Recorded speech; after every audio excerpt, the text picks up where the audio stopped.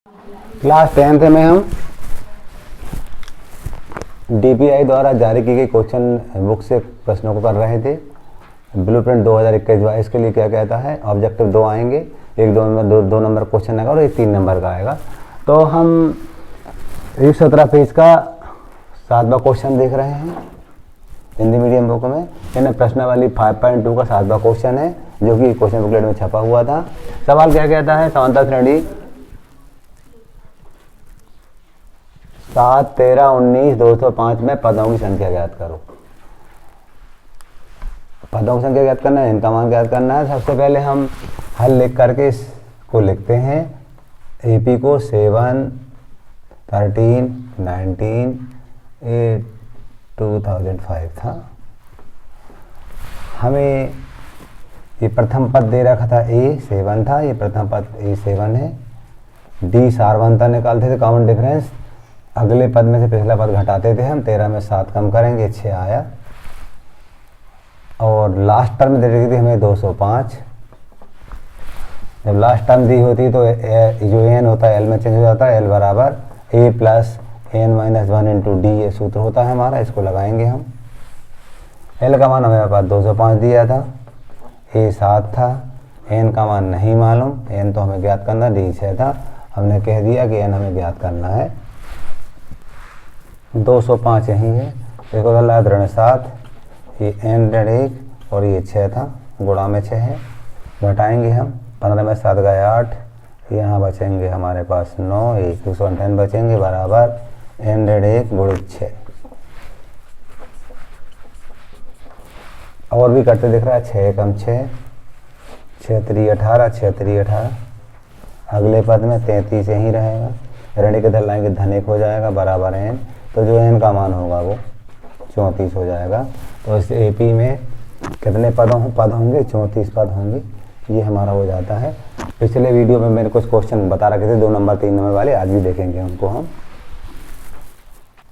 अगला क्वेश्चन था 113 पेज का, उदाहरण नंबर 5 था।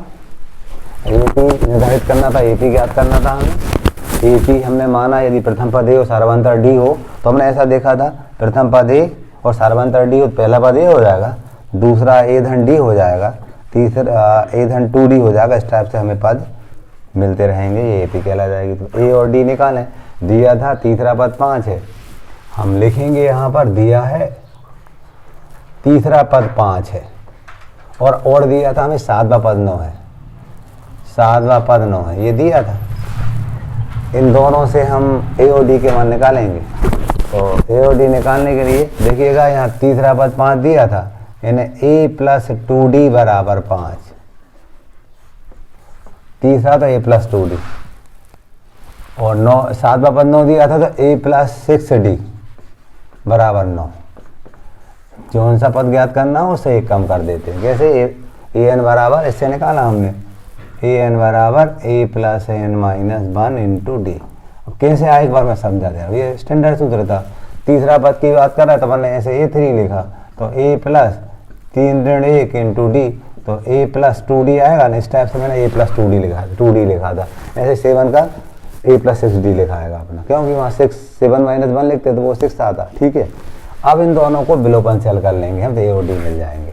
विलोपन से हल करने के लिए ये घटाएंगे 1 में से 2 को, तो यहाँ ऋण हो जाएगा, यहाँ ऋण, यहाँ भी ऋण, ये तो कैंसिल हो जाएंगे। और ऋण 6D में से 2 घटाएंगे तो ऋण 4D बचेंगे। ऋण 9 में से 5 घटाएंगे तो ऋण 4 बचेंगे। ऋण से ऋण घटेगा, D बराबर 4/4, D बराबर 1 आया।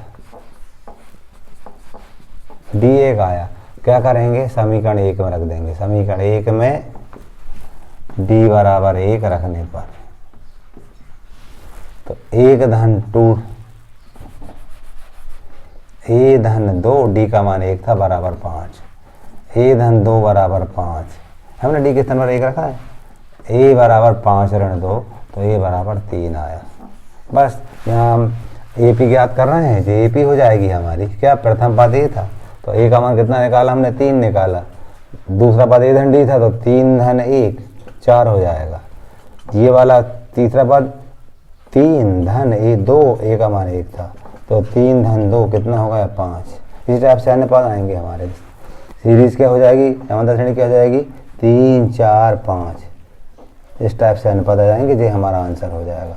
हमें ए पी निर्धारित करना था, ए पी मिल गई हमें। ठीक है, सबसे पहले हमने A3 से एक समीकरण बनाया, A7 से दूसरा बनाया, दोनों को विलोपन किया, ए और डी मिले, उनसे हमने ए पी के सामान्य सूत्र में मान रख दिए ए और डी के। अगला क्वेश्चन था प्रश्नावली 5.2 का 7वां क्वेश्चन, हिंदी मीडियम में 117 पेज पे सवाल नंबर 7। हमें 31वां पद ज्ञात करना था। हमें क्या ज्ञात करना था? 31वां पद, मतलब डेफिनेटली वो a + 30d होगा। ये हमें ज्ञात करना है। हमें दिया था 11वां पद 38 है, 11वां पद 38 दिया था। एक बात और दी थी, 16वां पद हमें 73 दिया था। ये दो बातें दी थी। तो सबसे पहले हम 11 पद 38 दिया है, 16 पद 73 दिया, इनसे हम ए और डी ज्ञात करेंगे और ए डी को यहाँ रख देंगे तो उत्तर मिल जाएगा हमें। ठीक है, तो हम जानते हैं 11 पद को हम लिखते थे a + 10d बराबर 38, समीकरण नंबर 1 बन गया। 16 पद को लिखते थे हम a - 15d बराबर 73। ये कैसे आया? पिछले में बताया था मैंने। जैसे मान लीजिए an बराबर हम a + n - 1 × d जानते हैं। अब मैं कह रहा ये 16 के स्थान पर a 15d कैसे लिखा, वो मैं लिख के दिखा रहा था आपको। a 16 यहाँ लिखेंगे तो a यहाँ लिखेंगे हम 16 ऋण 1 और d, a 16 में से क्या 15d, ये 15d आए। ठीक है ना, इस टाइप से मिलता है। अब इन दोनों को विलोपन करेंगे, ए और डी मिलेंगे। विलोपन करने के लिए ये माइनस करेंगे, समीकरण 1 में 2 को घटाएंगे, ये ऋण ये ऋण ये ऋण ये कैंसिल हो जाएंगे। यहाँ कम करेंगे तो ऋण 5d बचेगा। ठीक है, यहाँ कम करेंगे 13 में से 8 गए और 13 में से अपने यहाँ 73 माइनस के प्लस के 38 है, कम करेंगे 13 में से 8 गए 5 बचेंगे और यहाँ पर 6 में से 3 गए 3 ऋण के बचेंगे तो ऋण 35 आया। ठीक है, ऋण से ऋण कट जाएगा जी। तो d बराबर 35/5, d बराबर 5 × 7 = 35, 7 आंसर हो गया। ठीक है, अब क्या करेंगे? आंसर डी का मान अभी आंसर इधर से निकलेगा, ये डी भर निकाला हमने, ऐसा कहेंगे। अब हम क्या करेंगे? समीकरण 1 में डी बराबर 7 रखने पर a धन 10, डी का मान 7 था बराबर 38, a धन 70 हो जाएगा बराबर 38, a बराबर 38, ये इधर आएगा तो ऋण 70 हो जाएंगे। a बराबर 10 में से 8 गए 2 और 6 में से 3 गए 3, ऋण के 32 बचेंगे। ठीक है, ये a का मान मिल गया और ये d का मिल गया। हमें क्या निकालना था? a 31 निकालना था। ये था a + 30d था। a का मान हमारे पास -32 है, धन 30, और d का मान हमारे पास कितना दिया था? 7। तो ऋण 32, 7 × 21 210 हो जाएगा जी। और 210 में से हम 32 कम करेंगे। 10 में से 2 गए 8 और यहाँ 10 में से 7 गए 3 गए 7। ठीक है, फिर क्या करेंगे? यहाँ 1 बचेगा, 178 आया, तो ये 178 आया। ये हमारा आंसर होगा कि 31वां पद 178 होगा। ठीक है, क्वेश्चन नंबर 7वां हुआ 5.2 का, जो क्वेश्चन बुकलेट में छपा हुआ था। क्वेश्चन नंबर हम 117 पेज का 16वां क्वेश्चन देख रहे हैं। 5.2 का 16वां क्वेश्चन था। हमें AP निर्धारित करना है, AP ज्ञात करना है। हम जानते हैं AP जब ज्ञात करना होता है, यदि उसका प्रथम पद हमारे A हो और सर्वांतर D हो, A कहलाती है, A + D होती है, A + 2D होती है। इसी टाइप से अन्य पद आएंगे हमारे, यानी हमें A और D निकालने पड़ेंगे, तब हम निकाल पाएंगे। A और D कैसे निकालेंगे? हमें दे रखा था कि तीसरा पद 16 है। हमें दे रखा था कि AP का तीसरा पद 16, ये दे रखा था। एक बात और दे रखी थी, 7वां पद 5वें पद से 12 ज़्यादा है, ये बात और दे रखी थी। तीसरा पद 16 है और दे रखा था कि 7वां पद 5वें पद से 12 अधिक है। ठीक है, इन दोनों से A और D में समीकरण बनेंगे, उन समीकरणों को विलोपन से हल करेंगे और इसमें A और D के मान रखेंगे, उत्तर मिल जाएगा। एक सवाल और भी पीछे कर रखा था हमने, तो इसको लिखेंगे हम A + 2D बराबर 16, समीकरण 1 बन गया। ये समझ सबको आ गया होगा।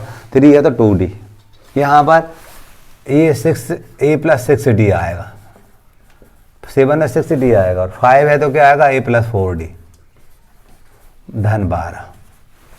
ठीक है, अब देखोगे आप ए से ए कट गया, कट सकता है, ए से ए कट गया। अब यहाँ 6d तो था ही, इसको दल लाया तो ऋण 4d बराबर 12, घटाएंगे तो 2d बराबर 12, d बराबर 12/2, d बराबर 6, d 6 आ गया। 6 को यहाँ रख दो, ए धन 2, ये 6 रख दिया बराबर 16, ए धन 6 दूनी 12 बराबर 16, ए बराबर 16 ऋण 12, यानी ए बराबर 4 आ गया। ए का मान 4 आ गया और डी का मान कितना आ गया, 6 आ गया। यहाँ रख देंगे, ए का मान कितना था 4, ये 4 धन डी का मान कितना है 6, यहाँ 4 धन 2, डी का मान कितना है 6। इस टाइप से अन्य पद आएंगे हमारे, तो 4 4 और 6 10, यहाँ पर 6 दूनी 12 और 4 16, सही है। इस टाइप से ये हमारा AP हो जाएगी, आंसर हो जाएगा। क्वेश्चन नंबर हमने 16 कंप्लीट किया, जो क्वेश्चन बुकलेट में छपा हुआ था, ठीक है। 117 पेज का 9वां क्वेश्चन था। हमें कौन सा पद शून्य है ये बताना था, कौन सा पद शून्य है ये ज्ञात करना है। जबकि दिया था तीसरा पद 4 है और 9वां पद ऋण 8 है, तो हमें दिया क्या था, तीसरा पद 4 है और एक बात और दे रखी थी, 9वां पद ऋण 8 है, ये दे रखा था। हमें बताना है कौन सा पद 0 होगा। मान ले रहा है n वा पद 0 होगा, an बराबर 0 है, तो हमें n का मान ज्ञात करना है, ठीक है। तो करने के लिए देखिए, इसको हल करेंगे तो a + 2d लिखेंगे, a + 2d बराबर 4 लिखेंगे, समीकरण 1 बन गया। इसको क्या लिखेंगे हम, a + 8d बराबर ऋण 8, ये समीकरण दूसरा होगा। इन दोनों को विलोपन हल करेंगे तो ये ऋण हो गया, ये ऋण है, ये धन बन जाएगा।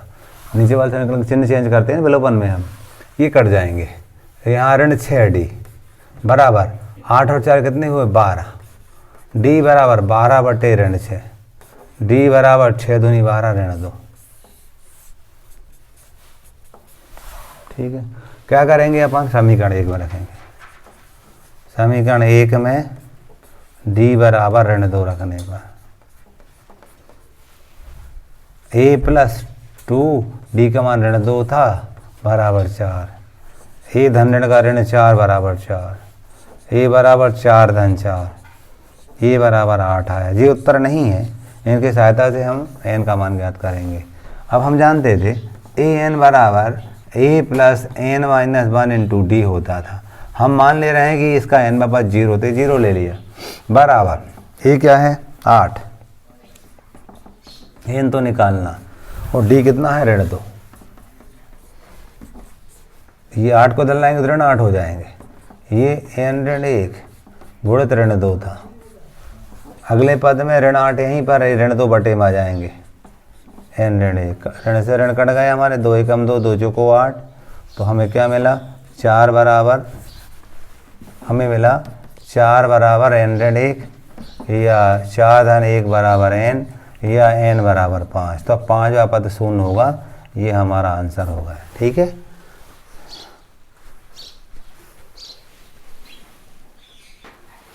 क्वेश्चन नंबर हमारा अगला है 117 पेज का 14वां, 5.2 का 14, 10 और 250 के बीच 4 के कितने गुणज हैं।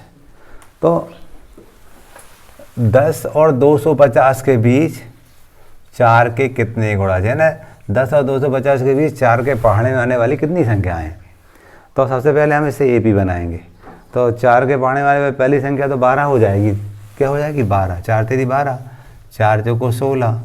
इस टाइप से पहली और दूसरी संख्या तो मिल गई है, लास्ट वाली और निकल, लास्ट वाली कैसे निकालेंगे हम, 250 है ना, इसमें हम 4 का भाग देंगे। कल भी बताया था, 2 सवाल थे, 4 × 24, 1 बचा, फिर 0 तारे, 4 दूनी 8,